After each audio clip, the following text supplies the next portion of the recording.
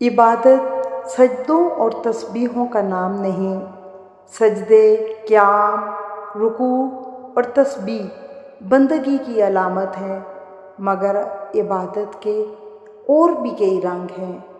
وہ جو اللہ کی مخلوق کے لیے آسانیاں چاہتا ہے، وہ جو اللہ کے بندوں کے لیے دل میں بغض اور حسد نہیں رکھتا، وہ جو اس کے بندوں کا برا نہیں چاہتا، یہ بھی عبادت ہے۔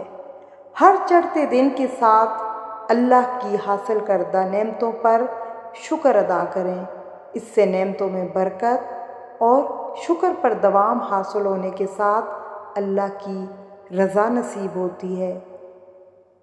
جب تک سینہ زندگی کے لیے گشادہ رہے، شکر ادا کرتے رہیں، کیونکہ یہ بہترین نعمت ہے۔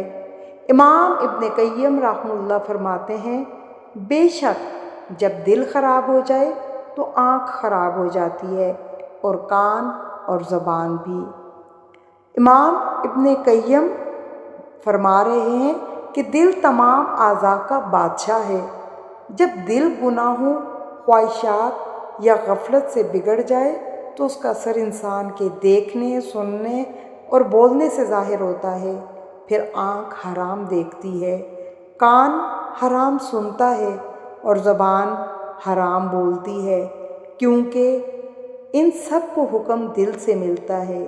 یہ اس حدیث کی طرف اشارہ ہے جس میں نبی کریم صلی اللہ علیہ وآلہ وسلم نے فرمایا، خبردار، جسم میں گوشت کا ایک ٹکڑا ہے، جب وہ درست ہو جائے تو سارا جسم درست ہو جاتا ہے، اور جب وہ بگڑ جائے تو سارا جسم بگڑ جاتا ہے۔ خبردار، وہ دل ہے۔ بخاری و مسلم۔